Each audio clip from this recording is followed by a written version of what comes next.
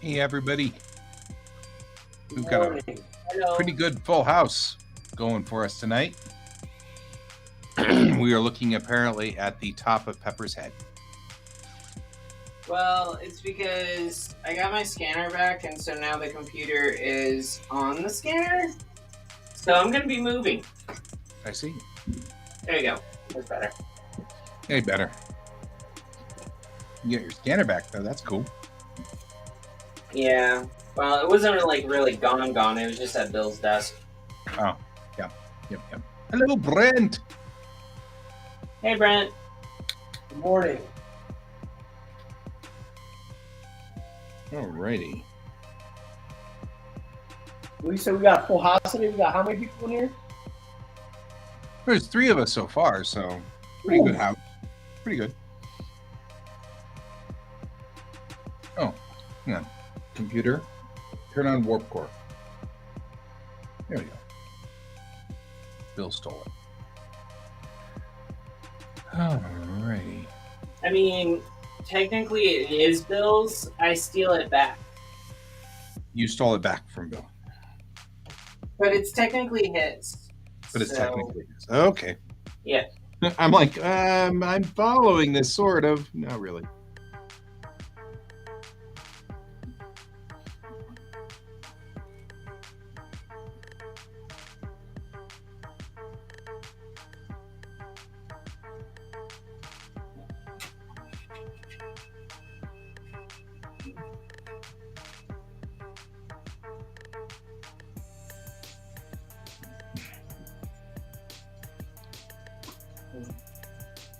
So, how are we all doing tonight? Well, my in-laws are finally gone. Oh, that's good. My mother-in-law was supposed to have like a really super early morning flight this morning. I think it was delayed like 4 or 5 times Yeah, because of the weather. because of ice on the wings. Yeah. Yeah, I figure your mother-in-law is also from Florida, yeah? Well, not quite. She lives in Wisconsin. Okay. Well, if she lives in Um, Wisconsin, then this isn't actually that shocking to her. Yeah, and she's also not originally from Florida. She's, I think, originally from like Iowa or Idaho, something like that. Either way, this is not horrible weather for her. No. That's good to hear. I just want to say, have you seen the trailer for season 3 of Picard? I totally have. Oh, I'm so into this. Wow. Wow. Are you enjoying this? No, are you? No. It's gonna be so good. It looks amazing. It does. It looks so good. What are you, Pepper and David? What are you guys working on tonight? I'm just drawing random stuff. Random stuff. Mm-hmm. I am scanning in images. Are you wearing an Indigenous QuaCk shirt? Yes. Sweet. The year that Christina and Raph were involved. Oh yeah, no. I have 2 of them. That's why.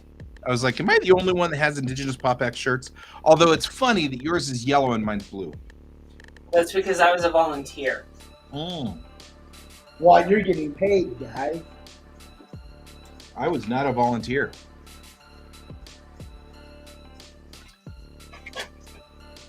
And Brent is working on videos for his media store.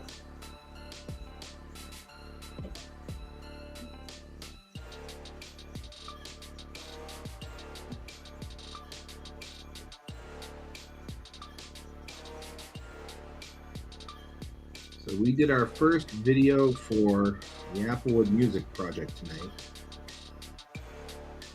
which is cool. One of our New Year's resolutions was to all practice music.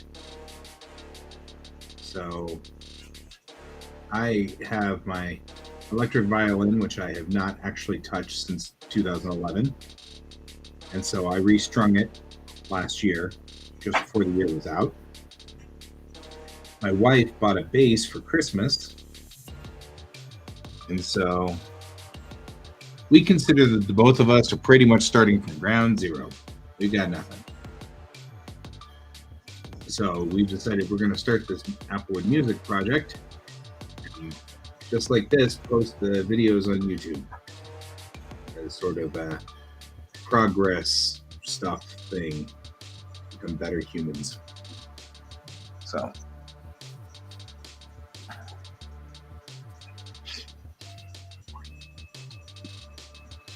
that was a cool thing we did tonight.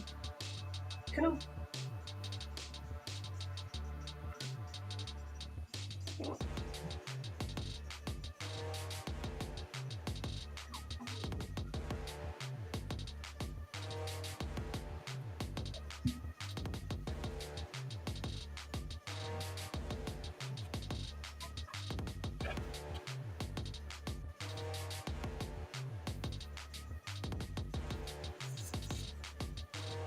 Hi, Bob. Bob's here. Mr. Chase, good morning.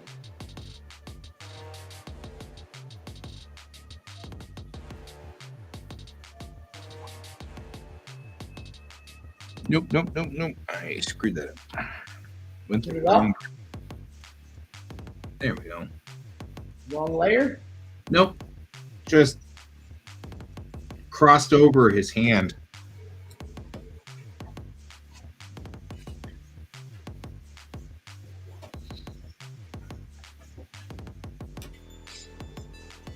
I just got done seeing the season 3 trailer for Picard, so I'm feeling fantastic.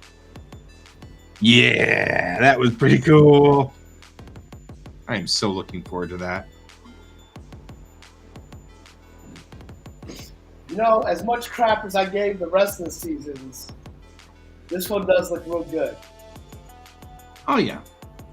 I appreciate that you gave crap to the other seasons though. Why? Isn't the third season the final season? It is. So, of course, they're going to go out with a bang. Well, like, the entire crew's coming back. Mm-hmm. The original crew? Yeah, the entire original cast. Yep. Everybody's there. Geordi, Worf, Will Wheaton? Riker, Picard, Data. the whole Will 9 yards. Wheaton's coming back for Crusher? I don't know if Will Wheaton's coming back. We don't know anything about that. I'm not sure. Will Wheaton came back in season 2. Will Wheaton's got to make an appearance. He's a, what do they call him now, a watcher or something? Yeah, he's definitely, but yeah, I think that Will's made it pretty clear he's not in it. However, Will has also done that in the past.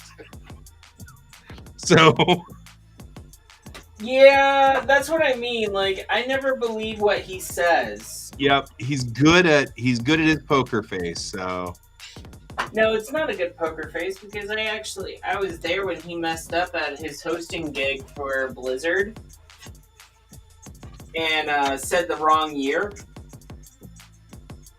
the wrong He year. did not have a good poker face. The wrong year for what? What are you talking about?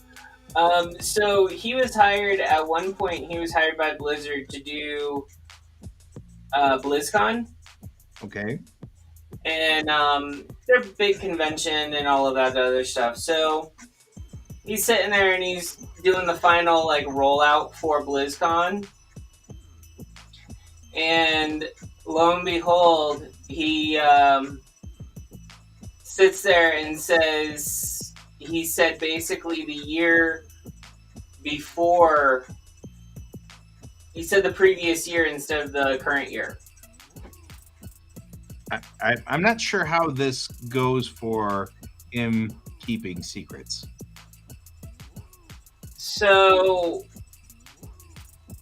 if you saw his room, if you saw his face when he said that and you're talking poker face, I think you he took just it too kept literally. smiling.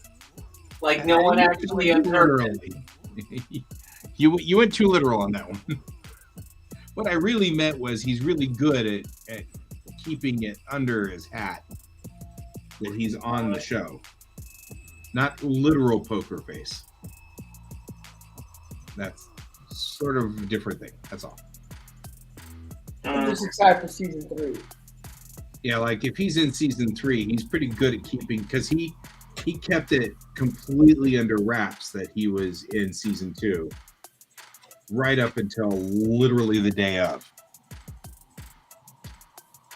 In fact, he kept saying, "Gosh, I wish they'd hire me and bring me into Star Trek again," like right up until the day before.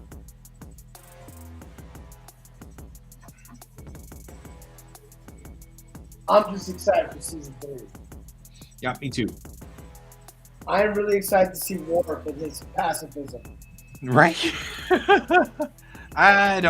He still has a pretty brutal sword in his back. Even still. So I'm curious where they're going to go with him.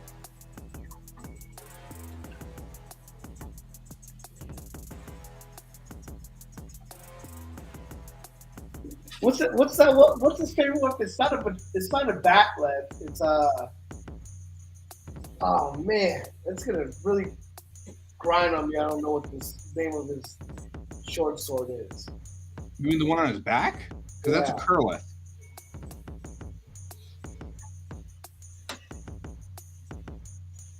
That's a curleth, and it's a different weapon altogether. No way, that's got to be his necklace. No, it's not his mechleth. It's a curleth. So what? Curleth. It's a completely different new weapon.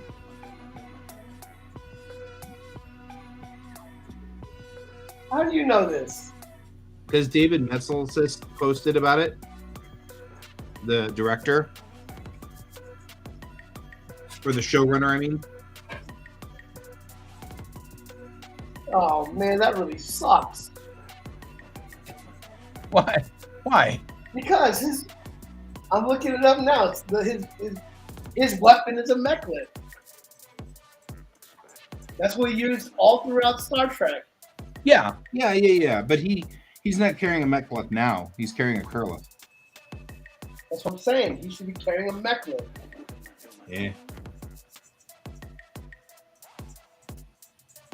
Uh-oh.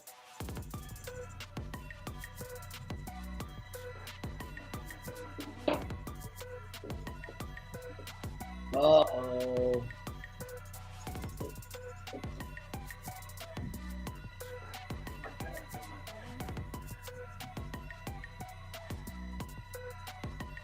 Hold on.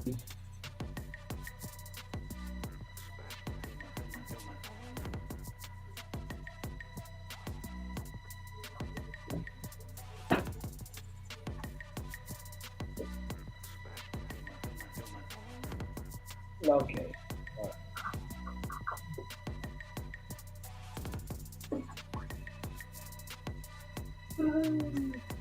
I'm on my last scan.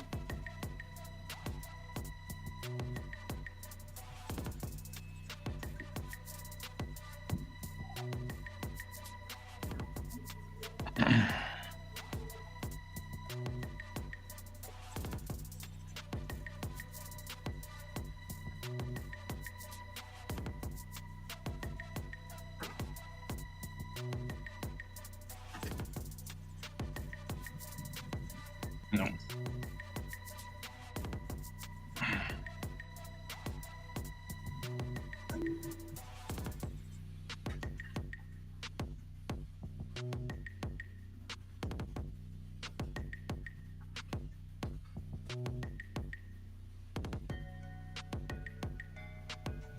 Boy, he was really chopping down other Klingon Space Nine with that mecha.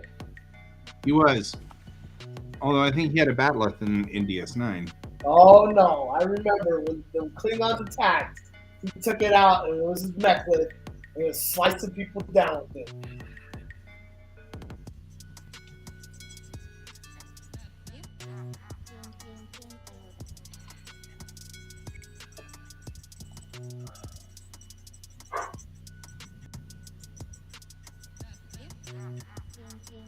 You may be right. The part where they're invading the station.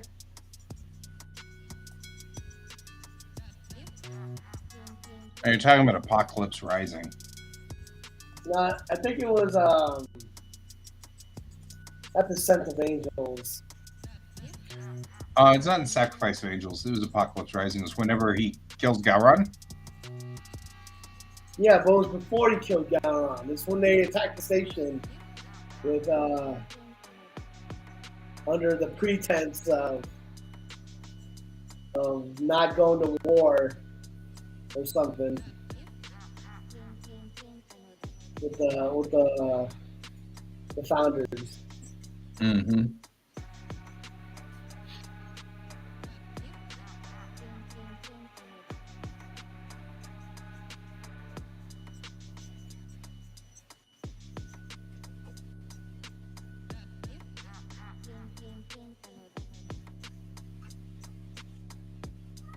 Yep. Definitely you. You are definitely a cat. I would have noticed if you weren't a cat. You're definitely a cat.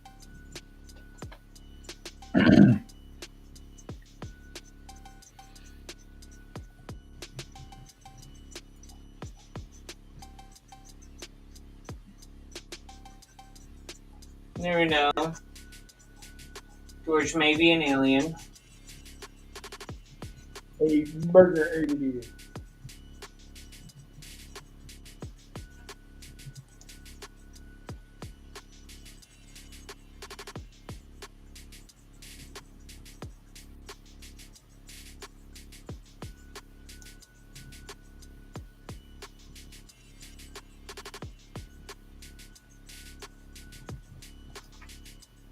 So this is really awesome CGI show in the 90s that I was trying to look for on like Amazon or Apple to purchase.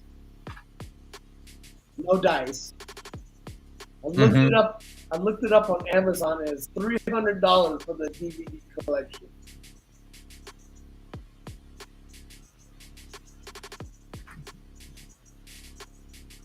Is there like a repository somewhere that I could buy a DVD, like a defunct DVD collection? That it's Starship Troopers Roughneck Chronicles. Oh, Roughneck Chronicles is cool though. It was so good. Like you can watch it at 280p on the internet on YouTube, which I've been doing. Right? But I want the good. I want the good stuff.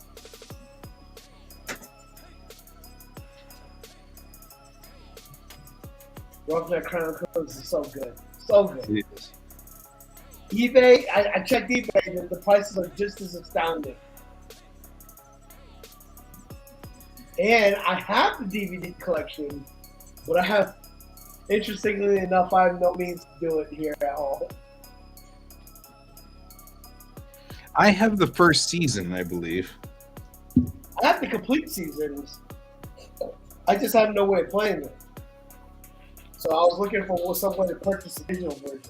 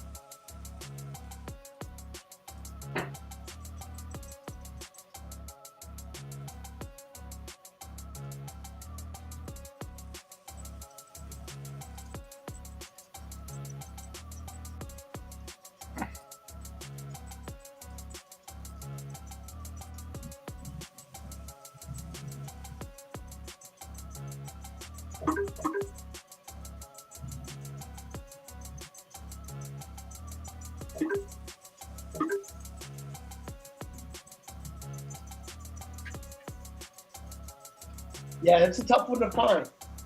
Tough one to find.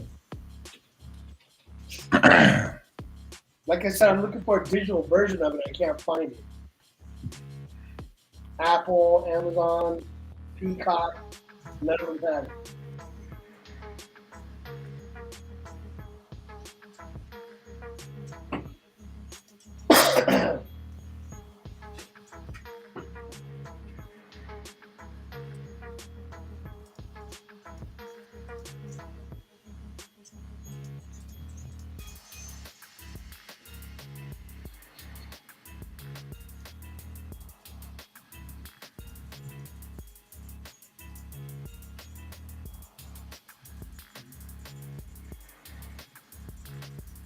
Supposedly, it's free on Crackle. I don't even know what Crackle is. What is Crackle? Like I said, I don't even know what Crackle is. It's a free. I'm looking it up It's a right free now. service for TV.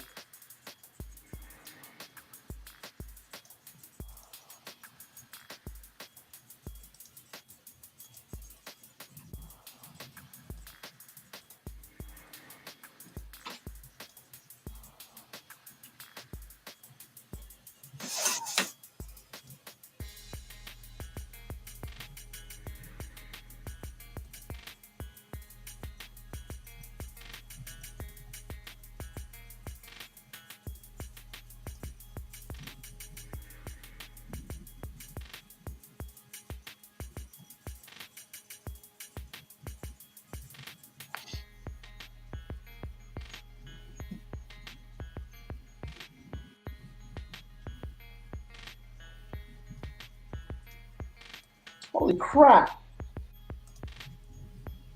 Thanks. Although it's only his first season, but still. It's there.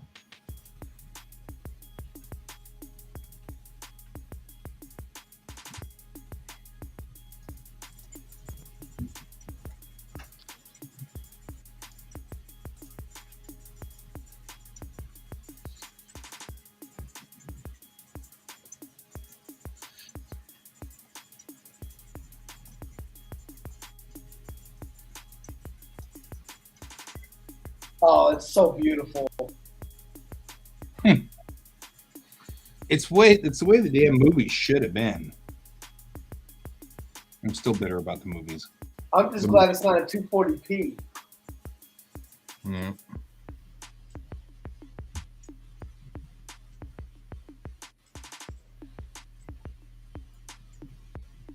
I know what I'm doing after this live stream.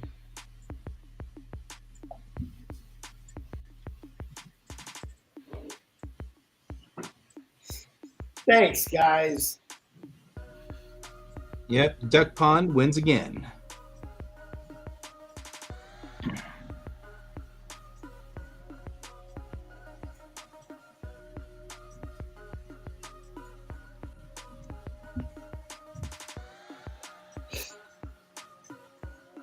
Yeah, seriously. It's like, I had this idea, this thing I really wanted to do. Okay, but why did you have to run off with the show about that one? You know, like, why did you have to run off with such a good book for that?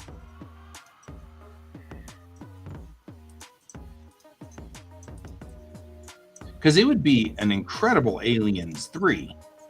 That would have been cool. It would have been all about that plan.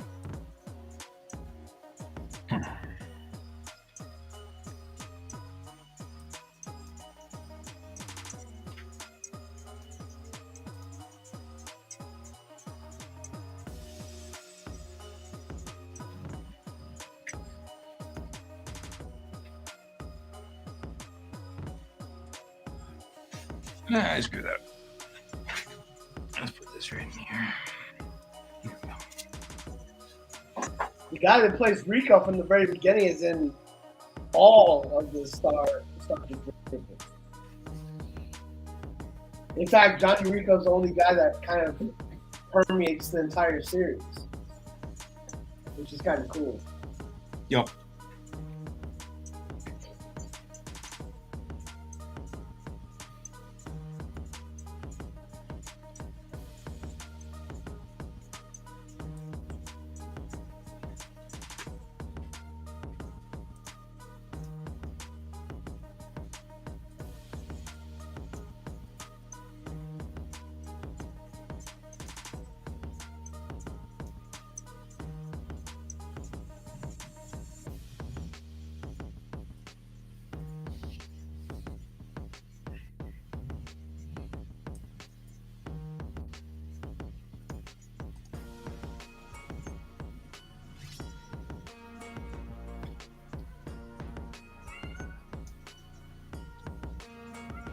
Mm-hmm. Oh, I hear him. Yeah, he's patrolling. He's looking around. Yeah, you're looking around, goober.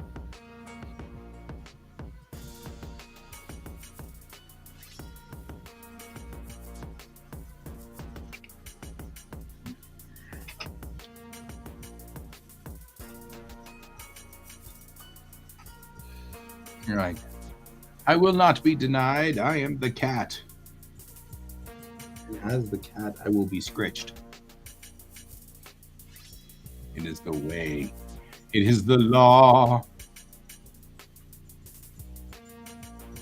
The law of the I'm going to sit on your mouse so that it clicks buttons randomly until you scratch me.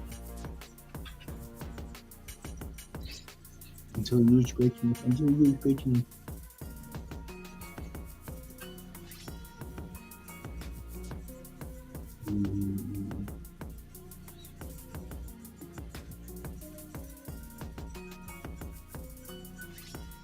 Yep. No stream, live stream is complete without a gratuitous cat butt. You said cat butt. That's because he keeps sticking his butt in the camera.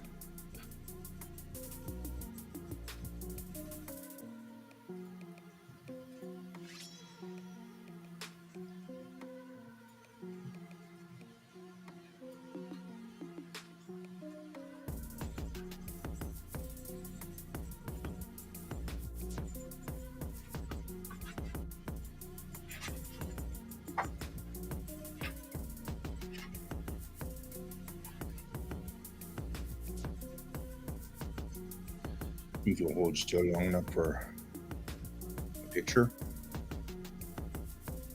Not with that. No. Let's see if we can get ourselves a good picture of said cat butt.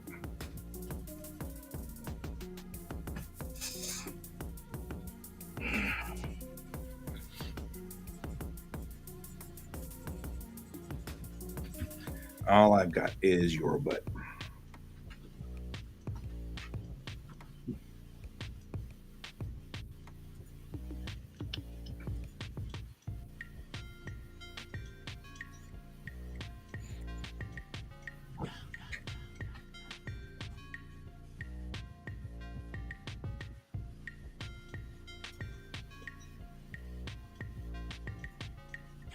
That's almost. Oh, look at that! Look at that! Look how pretty you are! Look how pretty you are! Huh? A pretty good picture of him right there. Look at that. It's actually kind of cool. Got some decent lighting and everything.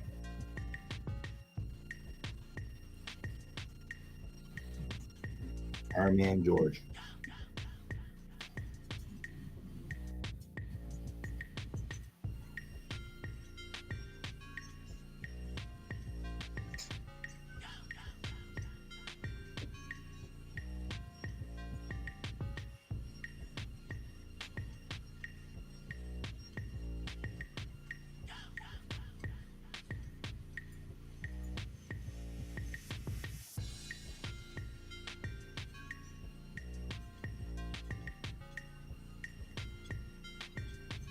I shall now post the picture of our man George.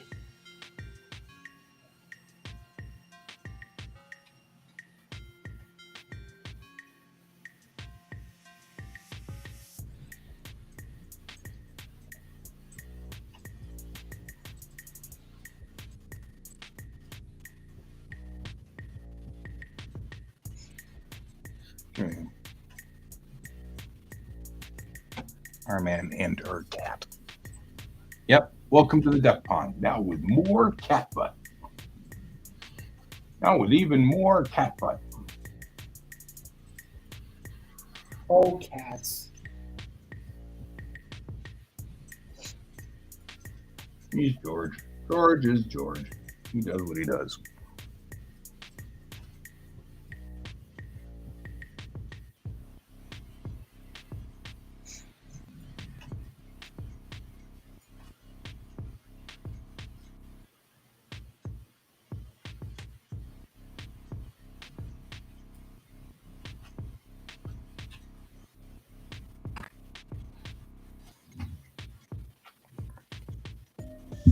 Now with 30% more cat butt.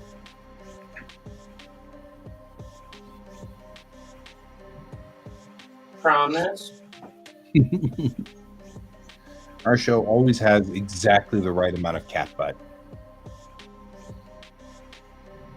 Right? You're too old for just the right amount of cat butt. I'm hoping that if I snuggle him enough, he'll get annoyed and leave. I don't think you should pretend to understand the machinations of a cat. Yeah, you know, it's a thing.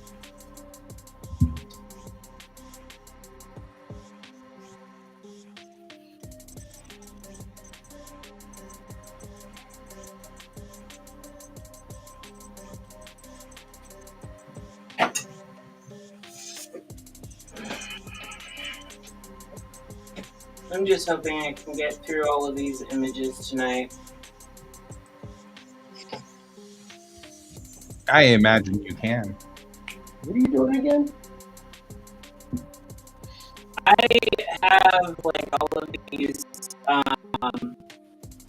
as Bill calls them, my cards. So for years, people have been pestering me about doing like card decks, Right? and because like my main thing that I draw is like supernatural stuff. So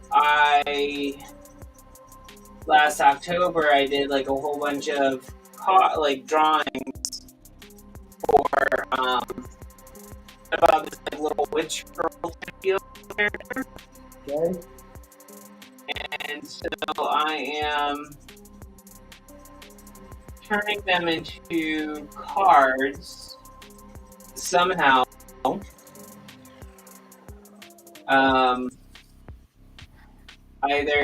But Bill wants me to have them for the convention. He wants me to have these by the convention, but he doesn't want me to have to use my own money for them. So I don't know how this is going to work out, but it's how it's going to. Interesting. All right, you do you. Huh? All right, you do you. Right? Yeah.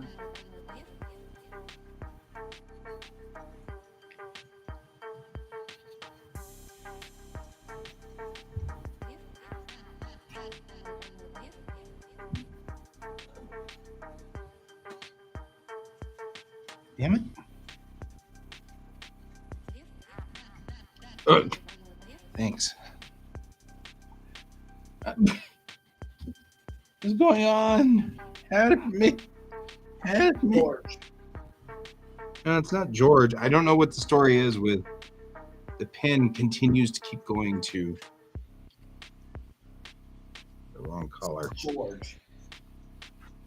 That is really weird. Oh. It's because you're using the eraser and not the pen. That's why.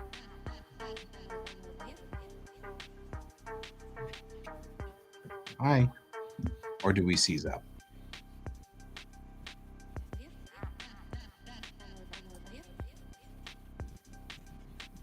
Oh. Now I have no pen control at all. That's nice. Thanks, George. Oh, it's done the thing. It's George. Now, sometimes my tablet controls switch monitors. So it has now decided it wishes to be in a different monitor. My God.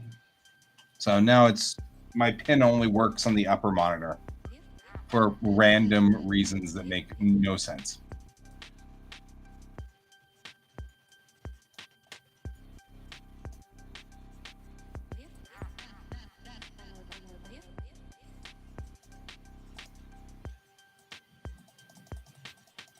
In fact, it no longer actually understands what's going on. It's confused. There we go.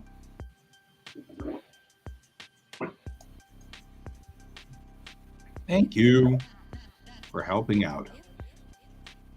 Bill just told me tonight that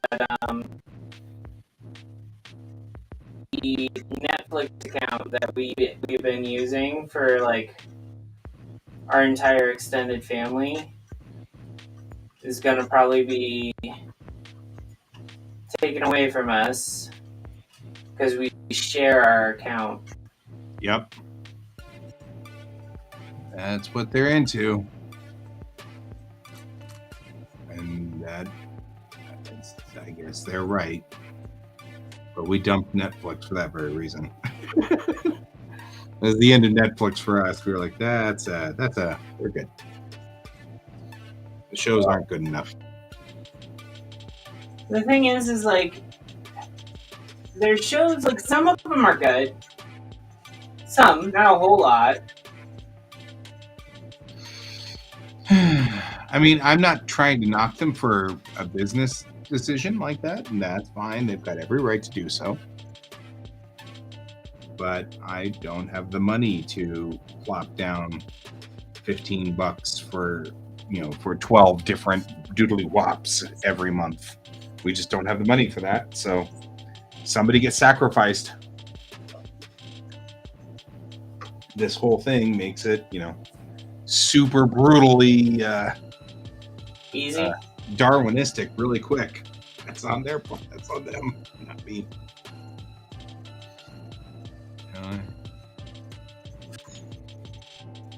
Capitalism breeds Darwinism, and if you're going to be extra capitalistic about it, then you get extra Darwinism.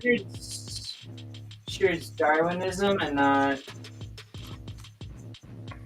selective going to another company, because capitalism allows you to go to another company and not have to rely on all companies.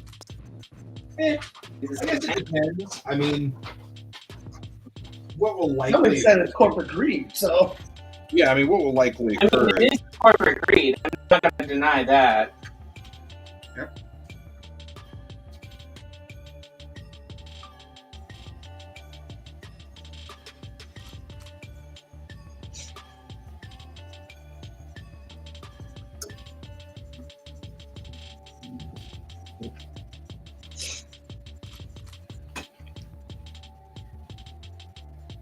My whole point is that capitalism encourages sort of a Darwinistic effect.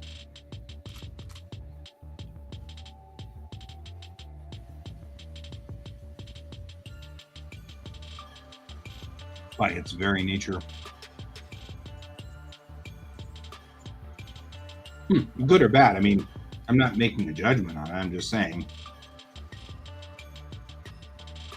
The nature of capitalism is such that it makes a Darwinistic effect. So,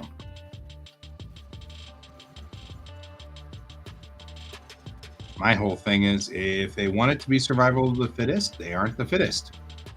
And they should stop complaining. Yep, have to work harder. Problem is that somebody out there is going to start pirating stuff, and that's going to be an issue again. People were actually kind of calm on the idea of pirating, and they weren't pirating as much. It wasn't anything like the 90s when things were impressively pirated all the time. And I think that that's going to backfire on them. I think what they're going to find is that they're all about pirating now. Early 2000s, with the invention of like Napster and all of them, that's when we like pirating at its finest. Yep. You can see that, but I was in college during that time, and everyone pirated. No, we didn't say anything about you being wrong. We actually specifically said I agree. Well, I said I agree. Necessity breeds invention. Yep.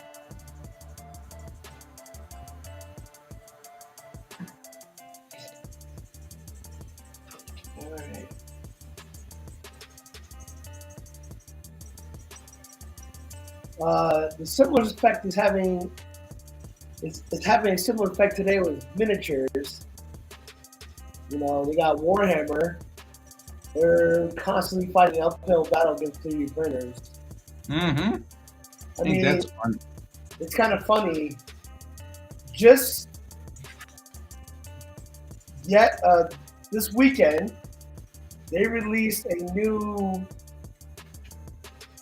dreadnought for the Space Marines, the Primaris, the Brutalis dreadnought, which has 2 claws, 2 melted guns, and a Gatling gun array up on its carapace.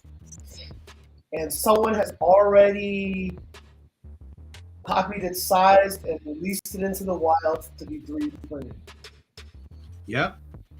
We got these great 3D scanners now, and Oh no, this was done all by eye from what they saw at LVO to Blender, and it was impressive. nice. And they did the same thing with the new Rogodoran tank.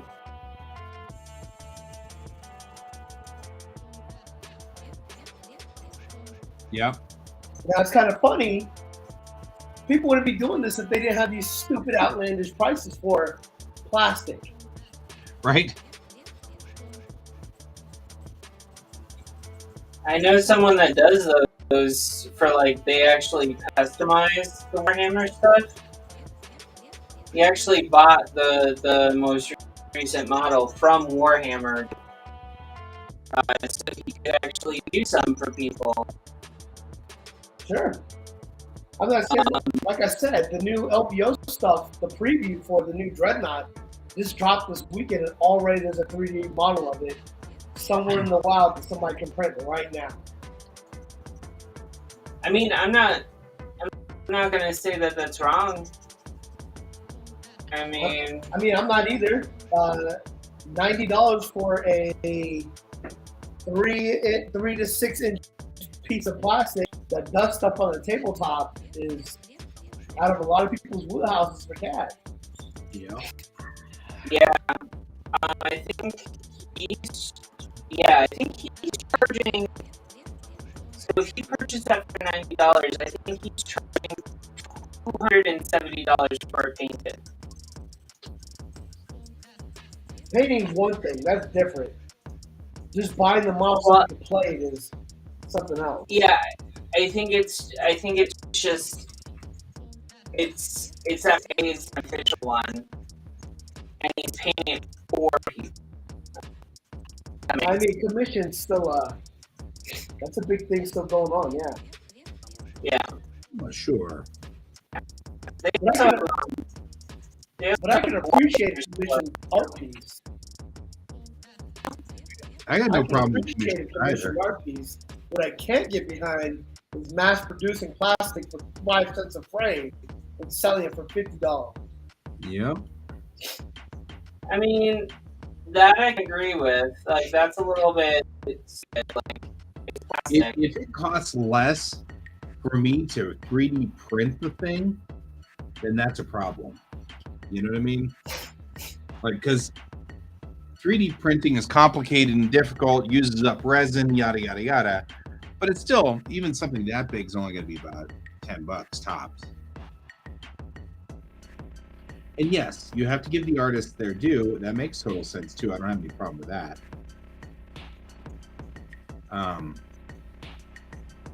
But you know, even then, if it's $10 for me to print the thing, then it's $5 for them to mass produce it. You know, It's actually less than that. because I'm printing it, and that's an expensive way to go about things. Relatively speaking. Sorry, but I digress. Well, I don't have any problem with it.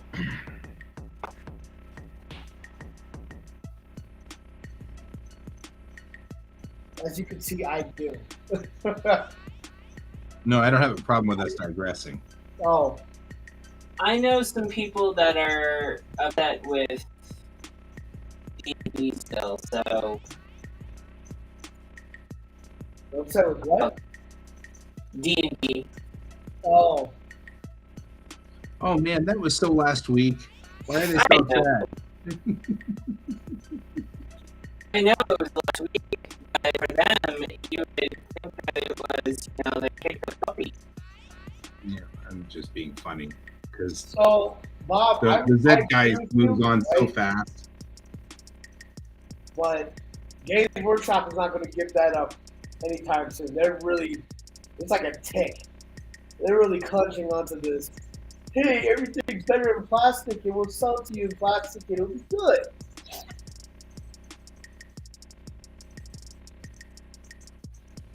Because a lot of other people do that already. One Page Rules just has the 3D STL files up. You can buy those STL files and then print them up yourself. Yeah.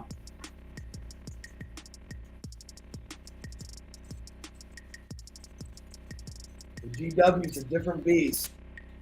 Is definitely true.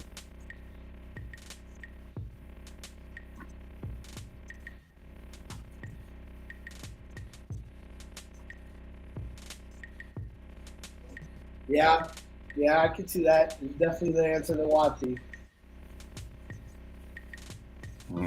Yeah, you're not wrong on that one.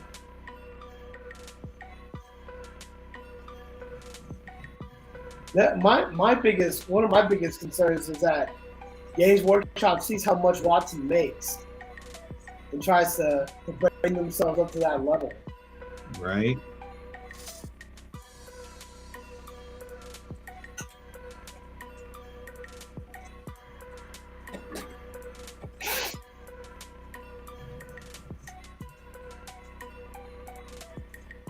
So, did anyone else see Seth Rogen's voice on Donkey Kong today? I was out playing tiny spaceships. I don't know. I didn't see anything. Alright. Let's just say... I don't know if I want to watch the new Mario movie. It looks so good, though. I mean, it looks good, but the voice acting sucks. All right. Sorry, I don't like Chris Pratt as Mario. It doesn't fit. Mario really doesn't have a voice, though. He does, but he doesn't. It's Mouse. like sound effects, But when I think of Mario like having a voice, I always pictured the movie from the 80s, Mario Brothers, or the original TV show where they cut in live action. Which was amazing, by the way. Yeah, I'm like, I know it's full of racist slurs and everything like that, but that's besides the point. You don't need to use those, but still, make him a New York plumber that's Italian. Come on. It's not that hard. And his beautifully permed hair. Yeah, exactly. Okay. Hey, if you can find a man that can do a Jerry curl that well, it's always good. Man, I love the old school Mario. I did too. I have no opinion on this particularly. I don't know how. It's amazing. No, I don't remember the movie that much because it was a long ass time ago. Oh no, we're talking about the cartoon show. Oh, yeah, I didn't even see that. You didn't watch the cartoon show? Oh no. Wow. I was in an era at that point in time where I was heavy into anime, and I was super elitist at that point in time. Oh, so you didn't want the I didn't watch any of that stuff till later when I decided I was an idiot and needed to stop being super elitist. But that took some time. So, I caught finally back up on Batman, the Bruce Timm version, and some of the X-Men and stuff like that. But there was just so much that I missed over the time that it was I couldn't catch everything, It was one of those things. You know how you are when you're in your 20s. You're stupid. And I was dumbly Hey, I mean, if you're gonna say that I'm not gonna fight you. Yep. Yeah, because we all know you've never done anything dumb in your 20s. In my 20s? No, the most stupidest thing I did in my 20s was actually getting married. I was about to say, that's what I was pointing at. Like, pointedly making a point here. Yeah, I got married in my 20s to my ex-wife. I was going to say, to the wrong gender. It's like a thing. Well, I heard they totally backed out of the OGL deal. Did they finally back out of the OGL crap? I heard it was full retreat. What are we talking about? Smart move, Watson. Bob mentioned that supposedly Watson backed out of the OGL deal. Okay. And pressing on with Orc. So, yeah, that is a entertainingly epic maneuver that went on there.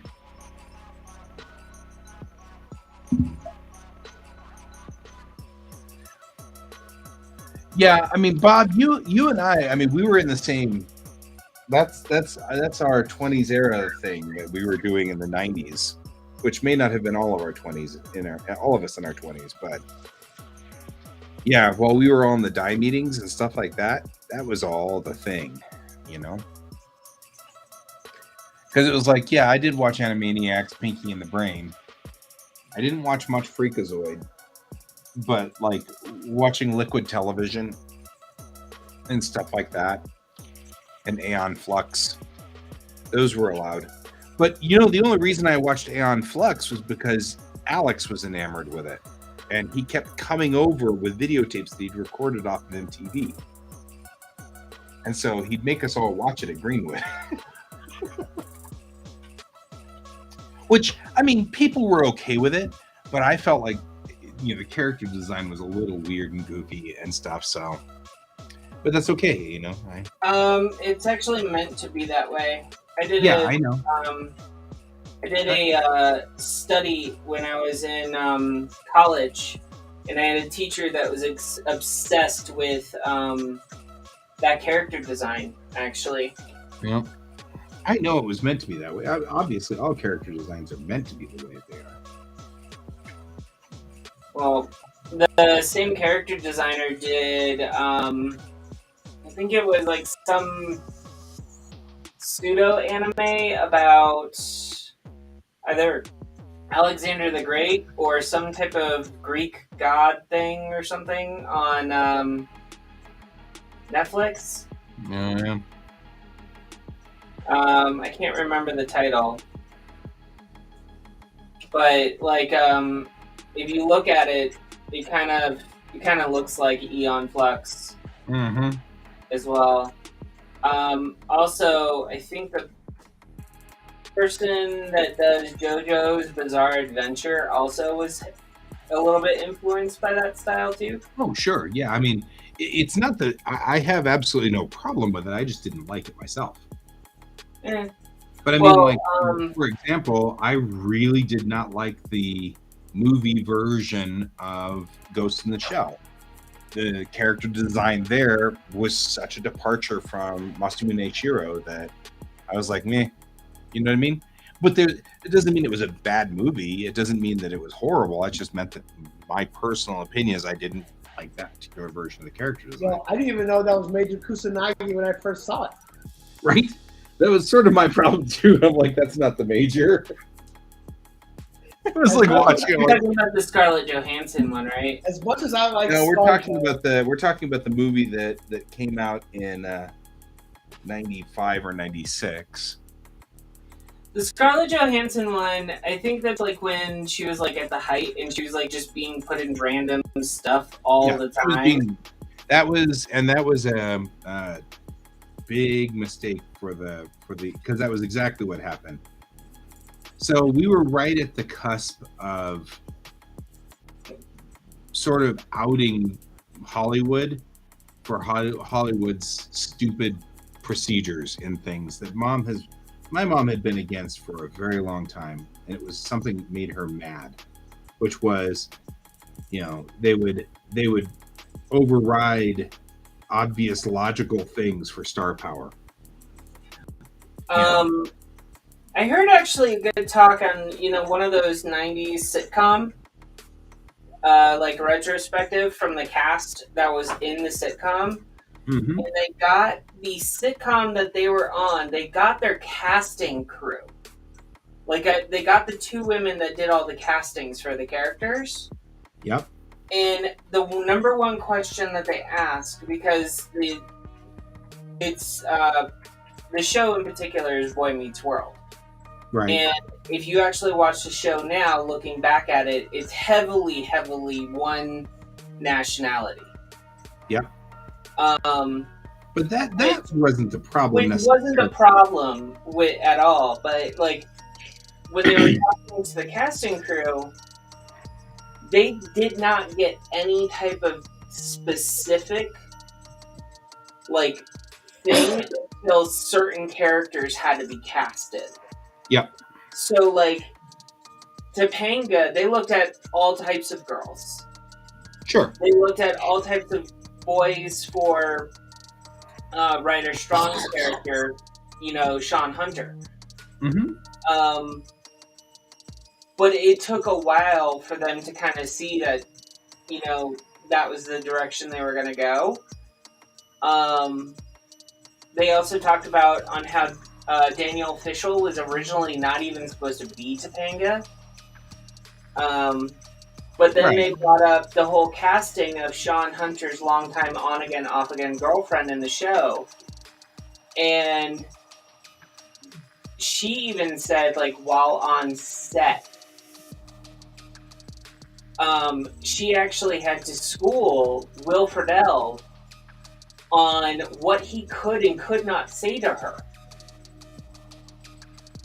Because she had her hair up in a wrap, and he called her Aunt Jemima. Oh my God. And he apologized profusely again to her, even to this day. He did not mean it and she's like, I know you didn't mean it then too, but it was like. And then she went into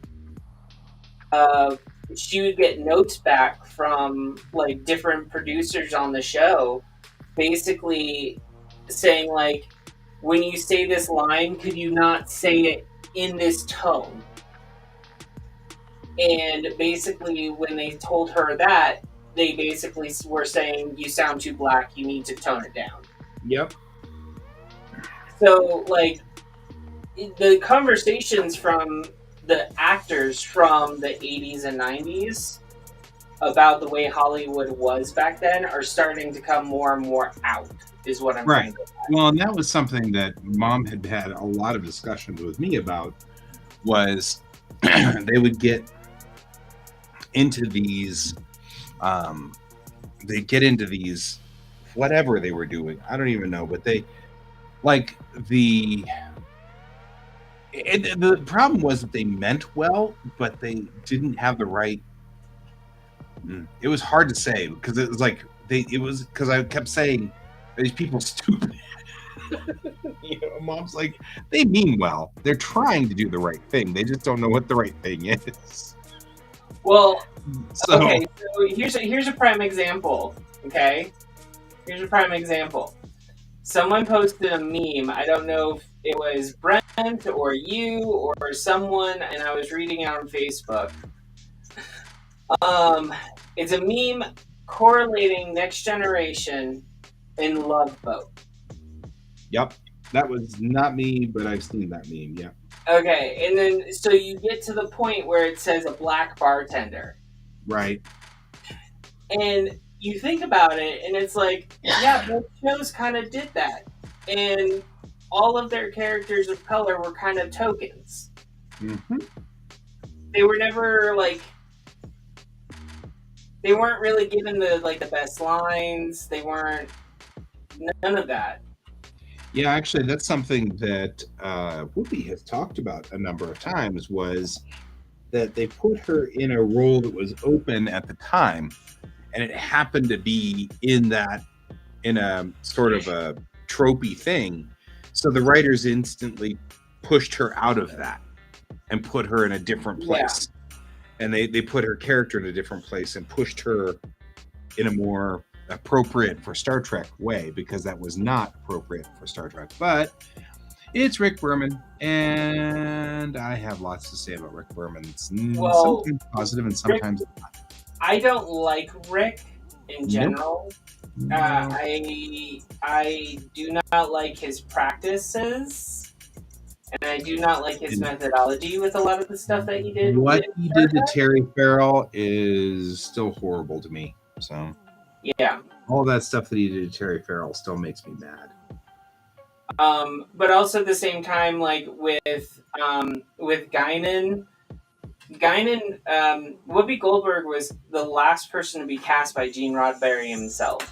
Yep. So, like that's like when you think about that, like that's actually a very big deal that he wanted her specifically for that role. And then originally when she was introduced, I think my mom didn't even like the way that they introduced her. And my mom is a bigger Trekkie than Bill. So, I'm like, she was in the first episode of second season. I'm trying to think of anything specific about that particular episode. Huh. Interesting. You're not wrong. I'm just kind of, I don't know why. I can't pull no, this she scene just up. didn't like the way that it was introduced. She liked the story that developed, though. Yeah, I mean, With all the Guinan. stuff that developed with Guinan is cool. But yeah, I'm trying to think of what specifically happened. And I'm like, I can't think of anything. So, I mean, I'm sure that it's... I think it was the mostly fact because that, I don't think that it was intent. I don't think they had a strong feel. Yeah, I think that's basically what it was they didn't know exactly what they were going to do with this character, because I think Gene Roddenberry had a vision for that character, and they didn't know what it was. Yeah, I mean, Roddenberry was no saint, and all of us Trekkies, we understand that he was a product of the 60s, and stuff like that. And yes, he was no saint. And Right. and I mean, I hate to think that, because of course, will people look back at the things that I'm trying to do and say, well, he was a product of the 20s, No. I want to be a product of the 20s. I don't want to be a product of whatever was going on at the time. Well, it's kind of like I've talked to a few people who, like, they're like, oh, well, if you're only going to do this like one time, then you're not really supporting. And it's like, okay, well, all right, well, I always want to like support you. And I have talked to some people like what's going on now and stuff like that. But it's kind of hard for me to support certain people. Yeah. I mean, I'm right there with you. It is a little bit difficult because I would love to support certain people, but they put their foot in their mouth and make me not want to support them. Yep. Yeah. Like, I don't like certain things about some of the community members that I've come across and I've talked to, so but I initially did like them. And that's the funniest thing is then, like, after I meet them, they make comments, casual comments, and think it's okay to still say stuff like that. And it's like, no, that's not okay. It's not okay at all. Yep.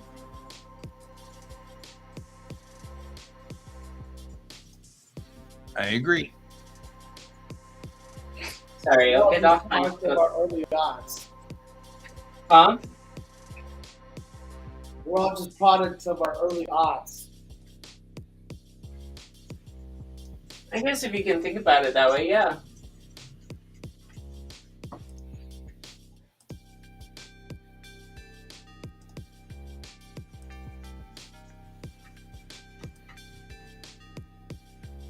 I try to keep an open mind. Well, I mean, it depends. There's a lot of stuff that it's hard. It's hard to make the jump. It's hard to do. I've talked about a lot of this. Some of this stuff, it's even once you've made the decision that you are in the wrong and try to change it, it's hard to unpack all of that stuff. No one likes to be wrong. Well, it's not just a matter of no one likes to be wrong. I mean, like, I've had this discussion with Pepper and Bill because the 80s programmed me really well that anybody who was in a same-sex relationship was evil and terrible, and I wasn't even religious. And that was a hard program to undo. And even now, where clearly I have zero problem with it, there are still times where I will say something or just something will be off kilter, and I'll catch it seconds after I've said it and feel stupid about it. You know what I mean? Well, it's kind of like Programming is so deep. Well, it's kind of like I met this one person when I was trying to get to know people in the Colorado comic book scene, right? Right. And it's not you, Guy. Okay, so this is nothing in reference to you. So, I figure you want to point that out. It's not involving Guy. No, but I figure you'll call me out whenever I make the stupid thing because you know that A, it's probably programming from the 80s, and B, I don't mean it. So, I figure you'll call me out. But here's the deal: when you sit there and you consistently go out of your way to make a point to sit there and go, well, my gay friend said that me saying this is okay. It's either your gay friends know you very well and know that you truly don't mean what you're saying, or what a lot of people do in the gay community, which is basically they smile, they nod, they go, okay, yeah, we're fine, we're cool, but in reality, we're not. And we just don't want to tell you because we've been friends for a while. Right. And that's even worse. Yep. Because my best friend is black. Huh? No, yep, that's exactly what it is. I've got very friends who are black. It's like it's the equivalent of saying my best friend's black. Yep, that's what I can't be racist. My best friend's black. No, I'm not. I've got lots of friends who are black. I have friends who are black, and I have friends who I would have their back, they would have mine. But if I said something racist, they would jump down my throat and probably beat me up first. They'd be the first in line. Yeah, and I wouldn't I wouldn't have it any other way if I basically stepped out of line and said something stupid. Right. But also, I mean, like I said, part of the problem is programming. Well, and then these are the same people. A lot of them are from my college, like the first time I was in college. So they basically had me say certain words, and I was just very uncomfortable saying them because, like, it was not in my vocabulary. Like, they were the first people to get me to say the descriptive black term for African Americans. Yeah. So you need to realize I had programming not to say stuff like that.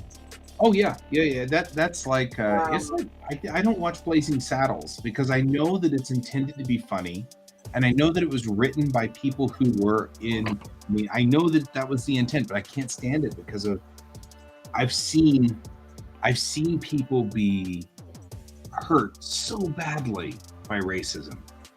I saw it live, and it just I don't find it funny. I don't find it cathartic. I don't find it, you know what I mean? Like, Well, it was. I tried to talk to my mom the other day about this family that lived down the street. The daughters were friends with my sisters, and I was friends with the boy that was in the family. And I was talking to her, and they were like, well, and she was just basically going on and on how they were like just like bad for the neighborhood, everything like that. And I was like, Mom, they left because police officers took a cross and burnt it on the front lawn. right. I mean, like, when you've lived in that world, when you've been there and seen it, you're like, you know what? I don't find racism funny. Yeah. Like, it's hard to find racism funny after that. Yeah, and then I was just like, the cops also went after the brother constantly, to the point of I had to walk with him certain places. Yep. Like, it's not fun. And she's like, well, you know, the whole family was loud and just a bad fit for the neighborhood. And I was just like, Mom, the same thing could have been said for us. Your children were loud and known to be destructive, and we try to kill each other all the time. Yep. But, you know, like, trust me, we had DCF come out several times because there was reports of me going around with knives chasing my sister. So, welcome to Florida, people. Yeah. That's how you know that the news is always popping when it starts with Floridian. Well, actually, Guy can tell you exactly why people know about what's going on in Florida. Yep. Because it is absolutely a media thing, because they have it in their laws that they have to release that information. Yep. The only one of the only states in the United States that allows their local media to be blasted across the entire nation. Yep. So the media, when they have a slow news day, they'll go trolling through the records of the police reports. And you know why they do that? Because they believe that if they shame people enough, they will behave. I'm sorry. I always like this whole wholesome stories of people coming from people from Florida. Yeah. I'm just saying. That's the whole point behind it. That's why. I mean, it can be funny. Some of it can be funny. I mean, I'm not gonna lie. I always make sure and pray that, you know, it's not my town. Right. All I want is for it to not be my town, please. Yeah. Just don't be my town. I'm good. Not be my town, please. Yeah. Just don't be my town. Don't be my family member, please. Please don't say it's my family member. Please don't. And then, sure enough, like, my brother's accident made the news. Oh, yeah, it did. Yeah. Your brother's accident's going to be part of my curriculum again. Oh, so I did find out he was wearing a safety belt, by the way. Oh, good. However, with his accident, the person in front of him was a woman with a child in the car, and she was not paying attention, and she stopped short on the highway. My brother tried to swerve to miss her, ended up clipping her car, and that's what sent him tumbling 3 times into the back of a semi-truck. Ah. Yeah. So the safety belt actually saved his butt then, because that is enough of an accident that when I saw the wreckage of the vehicle, I was like, there's no way he managed to have that accident and not in fact die. He did actually break his spine in 3 places. Yep.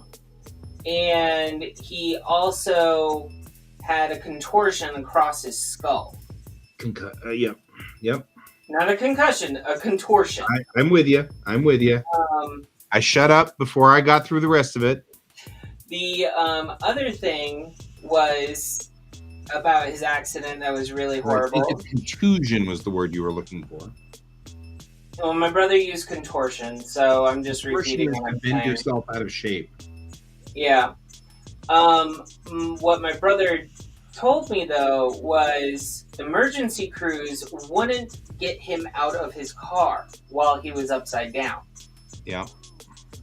So he had to unbuckle his own safety belt and push his windshield out to crawl out of the car With a broken spine? with a broken spine. Okay, so there has to have been something about them worrying about hurting his spine, so they were going to wait until they could get him out better. Had he waited, he would have died from blood loss. Okay. So are we saying that they intentionally tried to hurt him?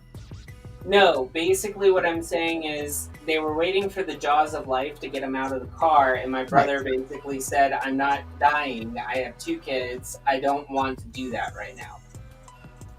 And so in turn, he basically took matters into his own hands and crawled out of his own vehicle.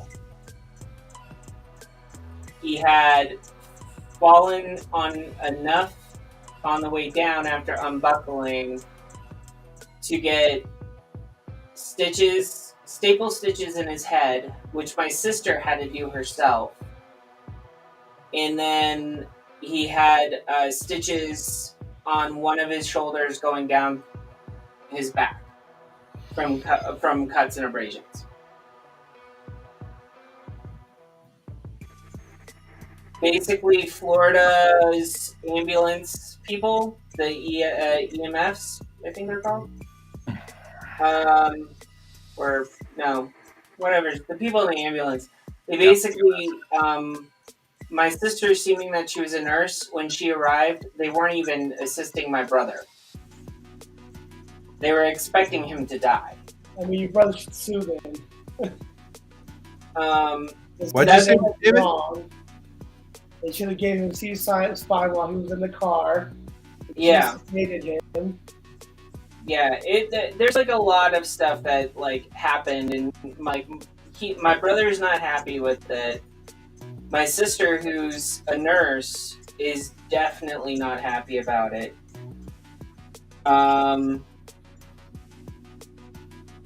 Like my grandmother, who's also a retired nurse, was not happy about finding out the events of what happened. Man, Florida's terrible. Yeah. And then people wonder why I don't want to live there anymore. It's like, really? I can give you a few examples. Well, there's a lot of recent examples not to live there either, so. Yeah. Well, as I tell people all the time, it wasn't until 2013 that me and Bill would have been able to actually have a family in Florida. Oh, yeah. Actually, I was looking at, I saw something the other day and I downloaded it at one point where it was states that, or what year the states allowed same-sex marriage. Mm-hmm. And it's like astonishing. Although super proud of Colorado, they've allowed same-sex marriage since 1973. As it should be. As it should be. I will attest that is incorrect. You sure? Because when me and Bill went to go get our marriage certificate... Oh, no, I'm sorry. Made it not illegal for same-sex relationships. Right. There's a big difference from what you said to what actually happened. No. Because we couldn't. There's nothing we could do if the law of the United States was against it. Right. Federal law versus state law. Yeah, federal law against state law. Law. And I have talked to the older generation of Colorado within the LGBTQ community before, And one of the things, now this was Colorado when I lived in Colorado Springs. One of the things that they had to do was gay men and lesbians basically had to walk each other home at night. Yep. Well, that's true too, and it also depends on where. Because Yeah. there always was a problem with the southern part of the state. There still is a problem with the southern part of the state. Yeah, that's where me and Bill got married. Actually, was Colorado Springs. That's amazing to me. Well, the other thing is they actually, the records office called us. We actually made the news. There you go. Did I ever show you that video?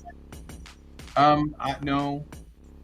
Okay. Yes, you did. Back 100 million years ago, when we were doing the videos for. Remember when we were doing the videos for the original For adoption? the adoption, yeah. Mm-hmm.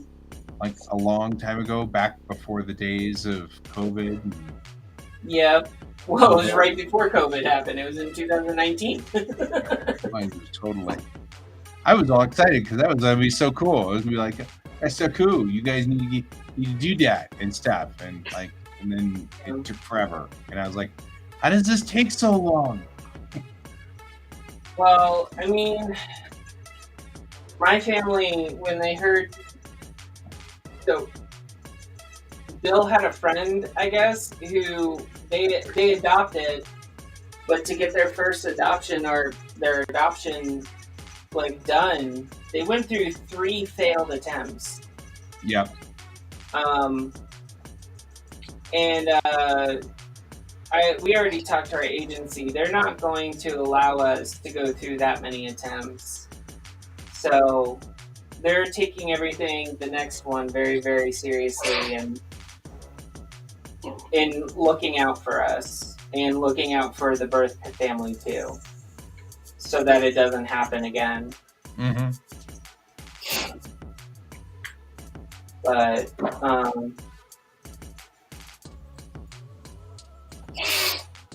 But yeah, when we initially started our journey, our caseworker, who's our caseworker now, she said something along the lines, it takes about 18 months. And she was on a phone call with like a group of us, and she basically outright said, I never would have normally said something like this. So honestly, I don't know exactly what it was, but both me and Bill have talked about it, and we're like, no, we heard you say this. We're not stupid. Right. We don't make this up. There's no point to it, but there's no point to you telling us that we're lying about it. So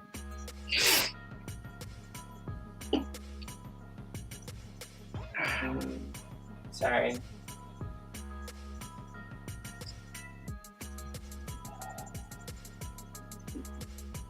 Oh yeah, here we go. So yeah, that's what it was. Homosexuality was illegal everywhere in the United States but Illinois in 1962. By 1972, Oregon and Colorado had joined in, and that's what it was. So it wasn't illegal anymore. Right. 1982 is like through this corridor here. Then 1992. What astonishes me is that in 2002, it was still illegal to be homosexual, like in this area. It's so mind-boggling. Where was the area that is still illegal? Florida, Texas, Florida, Alabama, Mississippi. Looks like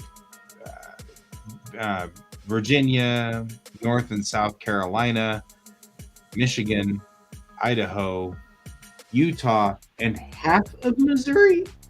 Yep. Not sure what that means. That sounds about right. And That sounds about right. And Kansas, because Kansas. So there's that. I mean, Kansas sucks, so. Right. Kansas. Yeah. Kansas. Yeah, no. So basically in Florida, they had other rules and regulations where it was frowned upon if you fired someone due to sexual orientation, but it's a right to work state. So there were people still being fired due to it. Oh yeah. But they found other ways to word it so that it didn't look like they were firing them for it. Oh sure. That's how people have kept. Oh yeah. That's how they perpetuated racism too. You know, oh, we didn't fire him because he was black. We fired him because of his record with, turning in different things. We made it difficult for him to do. Yeah, that is absolutely normal. My problem with Florida is keeping track of women's menstrual cycle now. Yeah, right. That's clever. That was actually still a thing people were doing up until about 10 years ago. And now they're trying to reinstate it. Yep, now they're trying to bring it back in. What, this not allowing women to take off time during that time of the month? No, it's far more insidious than that. Yeah, they're asking them when their cycle is and having them report it. Because clearly women are incapable of operating normally on their period. Also, it's for abortion, and if they decide to get one, they could be tried. It'd be a felony. Yep. Is this in Colorado that they're doing this, or Florida? Well, I know in Florida they just changed it. I know Florida they just changed it. So it used to be that you could abort a child in Florida up until the second trimester, the end of the second trimester. Now it's 15 weeks that they allow. Mm-hmm. And if you find out that your baby is older than 15 weeks, you cannot do it unless there is a medical problem with the mother and baby, or baby. If there is something that is wrong with the development, they can have one. Other than that, they can't do it. Go talk to Ron DeSantis about that. Yep. Yeah. But I also know that, like, my cousin right now, she's pregnant and she's having a hard time landing a job. She's also having a hard time getting a place to live. Yep. Because she's pregnant and she's working. So the problem is everybody just assumes that the solution to this is easy because we'll just let all the women have babies and then they'll just take care of everything and everything will be fine because the system works so perfectly and nobody ever suffers. And that's part of the problem is that people have problems in the system. In this case for a lot of women in Florida, like, I have a sister who can't carry children to full term. Mm-hmm. So what is she supposed to do? Like, she will die and the baby will too. Like, she can't. It's a health risk for both of them. What do you do? That doesn't matter. Yeah. No. Well, no. My previous statement still stands. She would be in a situation where it would harm her or the baby, or it basically would lead to both of their deaths. So she would be allowed in that case in Florida law. You and me understand, but not Alabama and Missouri. Alabama and Missouri, yes, I understand that part because I know people who are, like, trying to flee those states. And Texas is going to be one of them. Florida's going to be one of them. Yeah, I already talked to one of my friends who's looking at other places to move away from Texas too. Yep. She and I think her and her husband don't want to have children, period, at all. And so they don't want to be in a position where they're forced to become parents when they don't want children. Yep. Women's rights are human rights.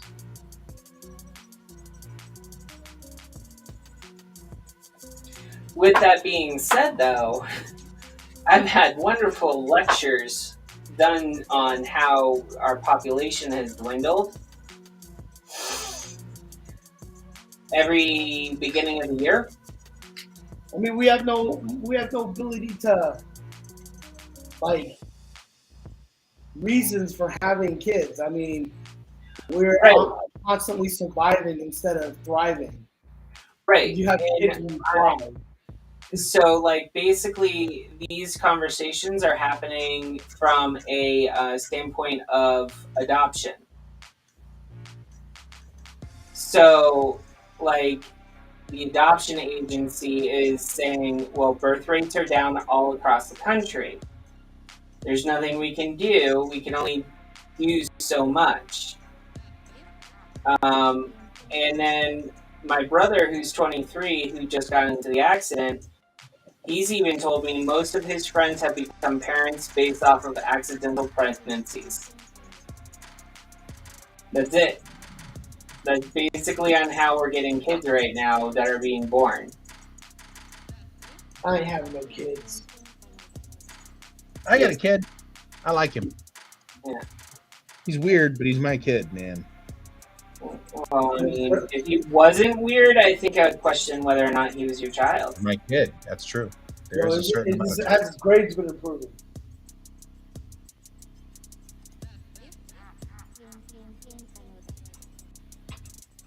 That's the real question.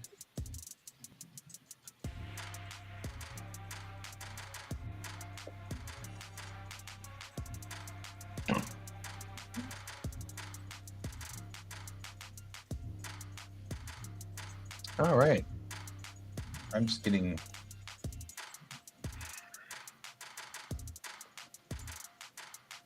I'm also just weird in general. So. As am I.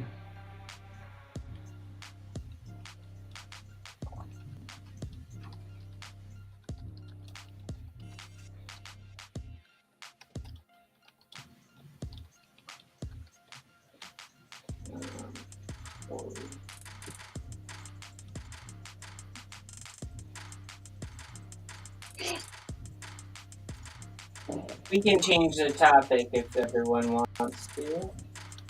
Yeah, it's getting kind of heavy in here. Well, we could talk about building mounts for your car so that you can put a camera in the car. That's what I'm talking about right now. The driving school is like, hey, are you willing to film some of these things? And I'm like, yeah, sure. I'm totally willing to film it. I even have a design for a mount to put in the car so that we can do these things. But I don't think I'll have that mount ready yet. Bill actually loves having the car camera when he was driving to and from work. You would not believe the stuff that he actually caught in Denver. It was fun to watch it. One day he came home and he's like, you have to see what this person did. So he takes out the little chip from the camera, and I'm like, all right, well, what am I watching? And you know that turn to go into, like, on 6 towards Lakewood? Uh-huh. Okay. So Bill is sitting there in the lane to turn, and he's on the outer lane, like the third lane that's, like, right on that border that's, like, if something were to happen, basically he's on that cement wall. Mm-hmm. And someone from the third, like the one that would basically be the exit to I-25, barrels through and goes right in front of him. passing through the middle lane, cutting that person off as well. So some of the stuff he showed me, I was like, dang. Okay.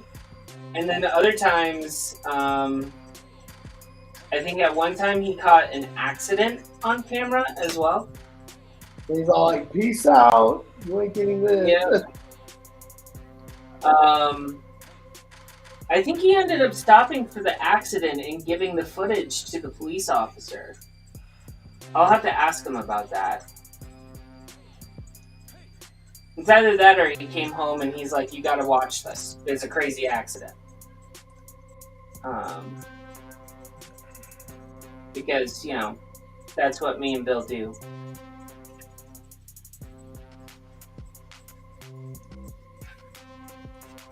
Sorry, guy.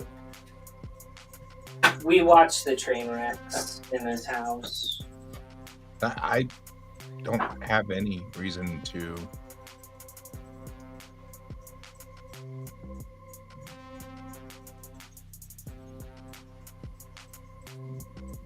Have you had to, guy, for your driving school? Have you had to do anything with like trains yet? I mean, other than tell people not to mess with them. Well, yeah, that. But I mean, like for your videos and stuff that you're doing for them. No, not yet. Trains are big and they have right of way. Yeah, I always tell them that the trains even have right of way and a 4-way stop. It takes them a second to realize that I'm messing with them.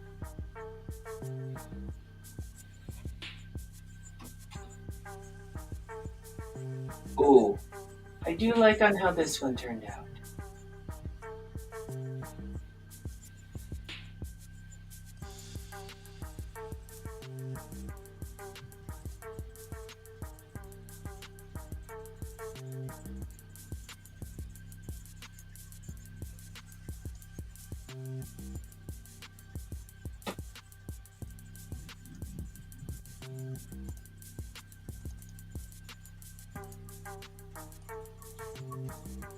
So, Guy, maybe you could help me a little bit better than Bill. Maybe. I had an idea along with, along that storyline, like Atom Punk Jupiter.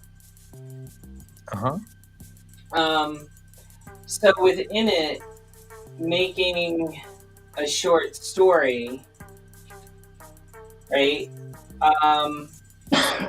Where they have to go to an old base that's been inactive for like 50, 60 years, something like that.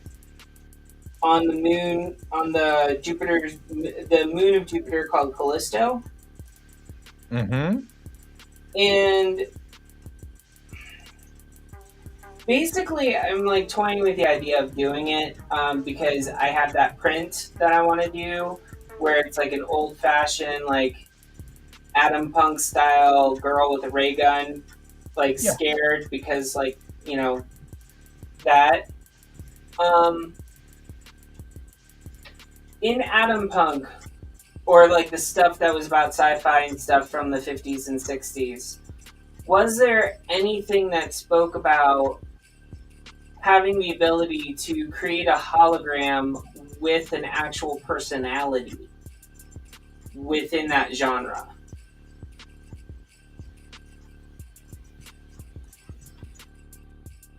That would freak someone out and make them think that it was like a ghost. Yes. That'd be my thought too. As I mean, like, well, yeah. I mean that. Hang on. I'm sorry. I am slightly paying attention, but I'm also trying to send this to Ron because I just finished this last one, or this next one. So.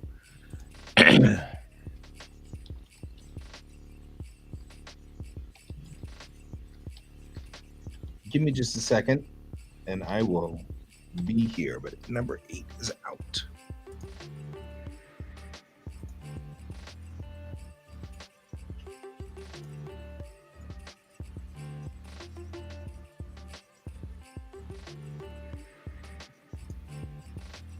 Because actually, once this is done, you and I can just chat, and it doesn't matter because I am out of what we need to do at this point. There we go. All right. Now, let me sit down and give you my full, undivided, non-ADD attention. What can I do for you, my friend? All right. So the idea here's the idea I want to float by you because it's in like your wheelhouse, not really mine. Okay. All right. So initially, Atom Punk Jupiter was supposed to be like kind of set in a time when like futurism and stuff like that was like still a thing. Right.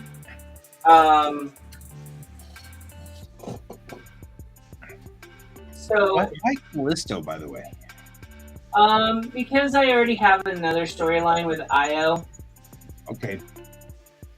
and I didn't want to reuse Io. It's fine. Io would probably also not be super volcanic, so if you're talking about the 40s, 50s, 60s, they didn't know that Io was volcanic. Yeah. So basically, they have to go because they're receiving like transmission reports from this old base that's been inactive. Okay. And so the cadets are the ones in charge of going. So like these would be the youngest members of the star crew. Okay. Now they get there and everything seems fine. Everything seems like a creepy old, station. They're like going through everything like Scooby Doo. Mm-hmm. And they come across like transmissions of like the final days, and they find out that there's like within that there's like some type of code that's like kind of like not trying to get their attention, but it's like the part of the code that's sending out the distress beacon. So they're trying to figure out why that is going on, and it seems like they unlock like a weird program, Right. and then like a thing comes out that looks like a phantasm. Okay.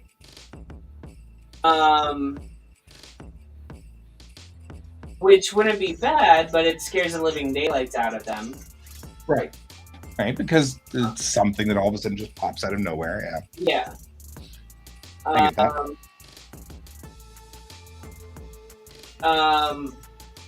So they basically are like kind of left to their own devices. Damn it. I hate this thing.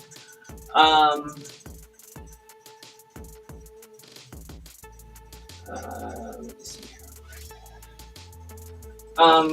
So I guess what I'm trying to ask is, would it be super believable in Atom Punk to basically have like all of a sudden like a type of technology that wasn't really seen or thought of in the genre back in the 50s and 60s? Does Atom Punk really have a rule set of? Yeah, I was going to say, David's heading to the thing I was talking, or what I would have gone to right there, which is, to thine own self be true. As long as you have it in your rule set, that's fine.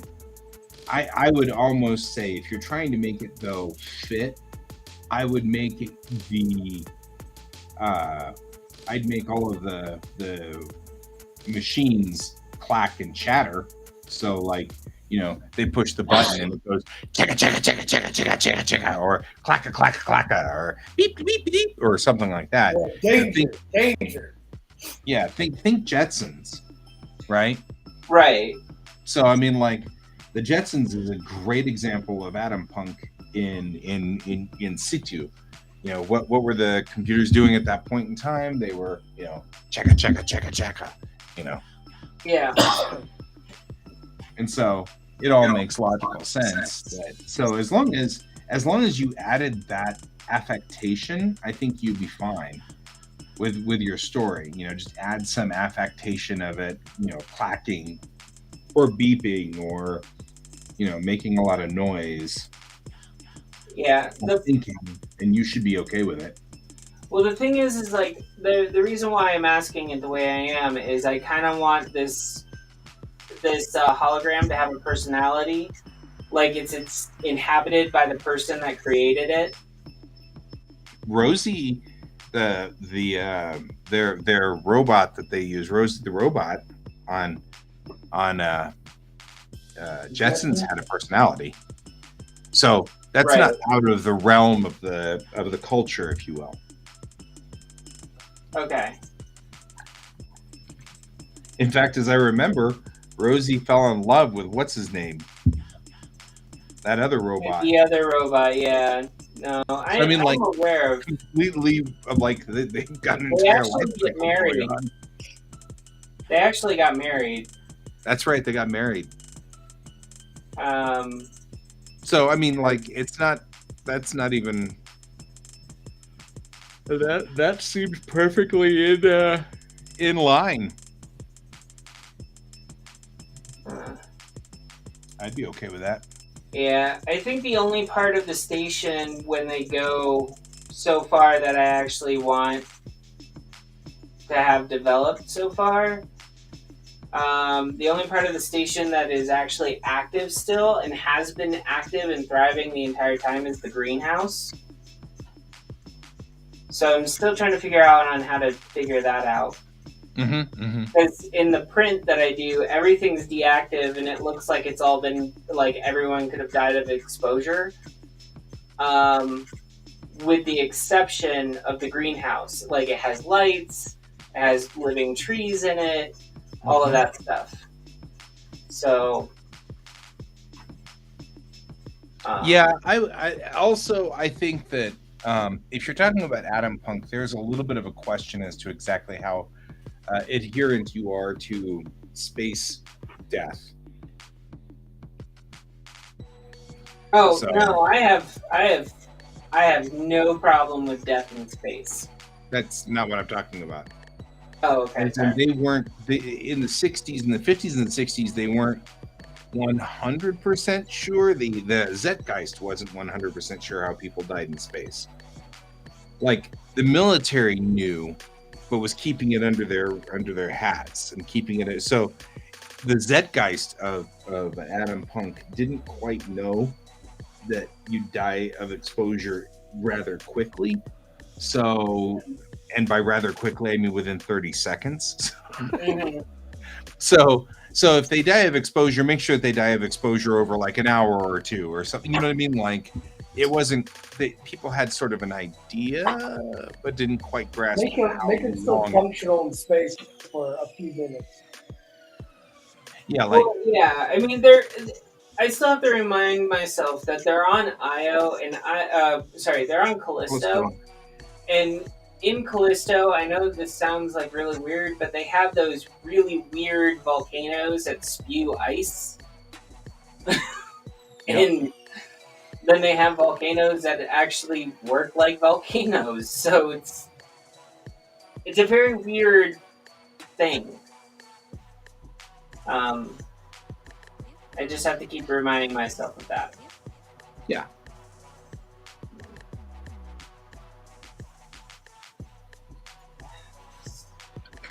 So weird. David, you heard that Annie Wershing died, right? Who? The Borg Queen from last season of Picard. Oh yeah, 54. No, she was young, 45, right? dude. She was 45. Yeah, it's like super young. Super young. Cancer.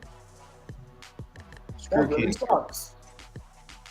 Cancer sucks. Man, she was really hot, even as a Even as a Borg. Yeah, even as a Borg. So she was the Borg from the show or the movies?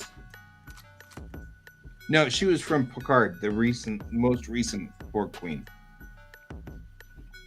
They couldn't find they couldn't get their hands on the original Borg Queens for whatever reason. Nor the Voyager one. Yeah. Well, the Voyager one is the same one that was one from the movies, I thought. Am I incorrect on that? There have been 3 Borg Queens, and that we've used so far. The Voyager one, and then the one that we had for Alice Krieg was the one in the movies, but she was in one of the Voyagers, but then she couldn't come back for the second one, so they had Right. Susanna. Okay. I want to say Susanna Thompson is her name. She came Yeah. back in the last part, and then Annie Wershing was the one for Picard. Okay. So yes, ish. Well, I just know that whatchamacallit, the one that was originally in the movie, and the one that I remember seeing in early on when they first introduced Borg Queen again in Voyager. She did. I want to say she was in the Little Vampire movie as the mother vampire. Yes. Okay, yeah, that's who I was thinking of. She's my favorite one. She's my favorite Borg Queen. So I agree.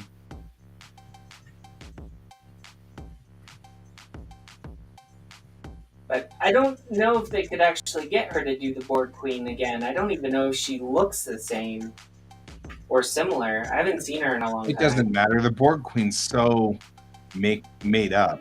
You can't tell. Yeah. In fact, if you look at Annie Wershing and then look at her as the Borg Queen, you wouldn't even identify her. Yeah. But the thing is, I was watching backstage pictures, behind the scenes pictures of those of her, and she was having the time of her life. She was having so much fun. This is the one that just recently passed away, right? Right. So I'm kind of like, well, at least she went out in style. You know what I mean? Like, yeah, she was having so much fun. It was obvious that she was having the time of her life. And so sad, but she went out well, you know? Yeah. Her last job literally was Star Trek. You can't, and she was a Trekkie, so you can't really knock that. You know what I mean? Like, that's a thing, you know? So I mean, for a Trekkie to go, like, yeah, you're right. Like, I mean, for a Trekkie to go out after starring on Star Trek or any type of Star Trek, yeah, you're right. I think that would be something that they would, that's a good moment. yeah. I mean, honestly, if the last thing I did on this planet was some bit part in Star Trek, I'd be like, I'm in. You know what I mean? Mm-hmm. Yeah, I think I'd be there too. That'd be awesome for me. I'd be so there.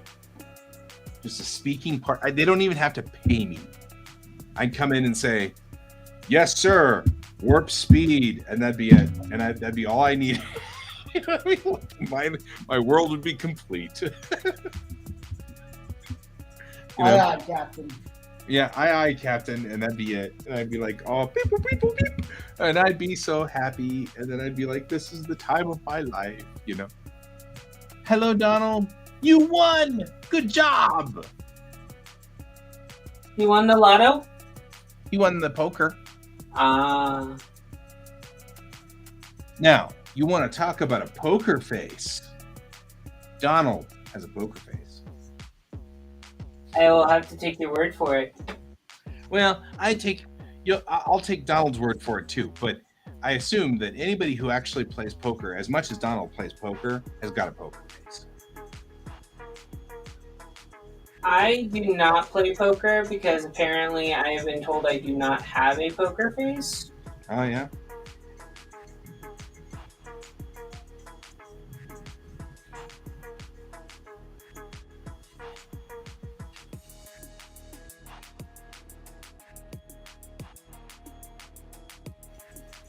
The last two games kicked butt, man. Good job.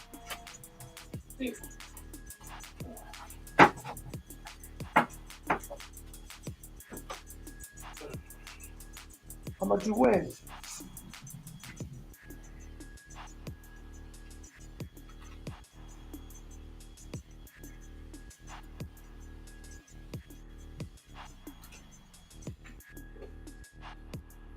I hope you make a lot of money.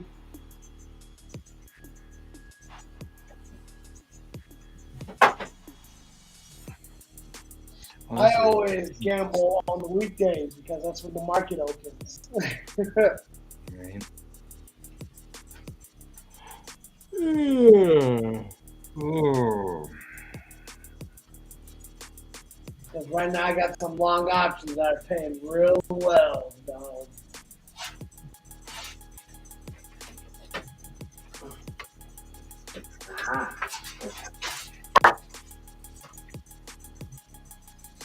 Right.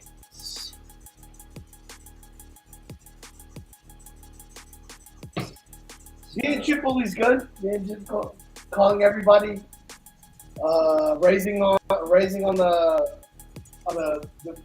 small blind and the big blind, forcing people to buy cars. Yeah, I can see that. You're talking about Texas Hold'em, yeah? Yeah, I guess. I don't play enough of those games to know.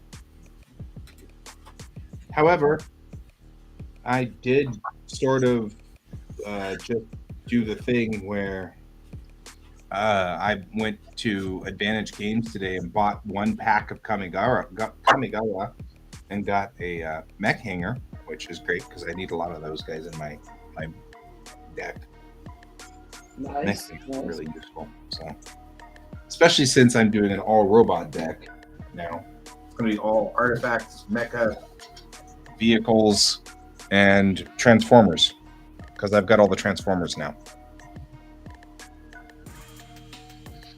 I still think the funniest joke behind all of that is Optimus Prime, because if you kill him, he just comes back in truck form.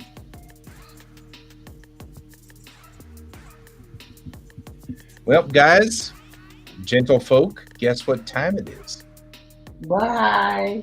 It is that time. Which, Donald, you just showed up just in time for us to say goodnight. Sweet. Nice. Yeah, Donald, I'm not playing poker against you, Donald. I love you to the end of the earth. I'm not playing poker against you, though. It's just the way it goes. Nothing against you, but I'll lose my shirt. I like my shirt.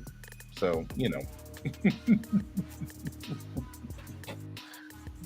All right, guys. I have completed my task for the night. Tomorrow we will start on the last picture of for Airship 27, and that'll put us out the door with all of the pictures for Airship 27 on schedule, and then I can start Drive Safe and then clear those on schedule. And then that should put me back into the world of Electrics Rising by the 13th. Should be where I'm headed in on goal.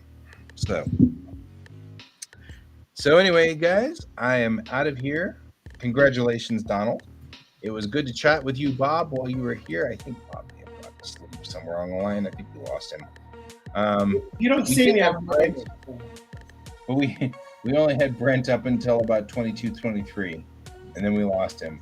So he's gone. He went to sleep. So 2223, and then we lost him. All right. So anyway, for the rest of you guys, I will see you all later. And as always, thank you both for being here, gentlemen. And I will see you later. And as always, keep your eyes on the stars. Good night. Good night, everyone. Good night.